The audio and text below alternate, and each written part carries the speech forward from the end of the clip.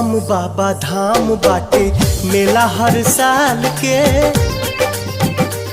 बोले जाए निर्भय हो कंवरिया जल ढार के। सेव का बनौले बड़े पवन प्यारे लाल के। फेरे सबका पे दया के निगाहवा हो।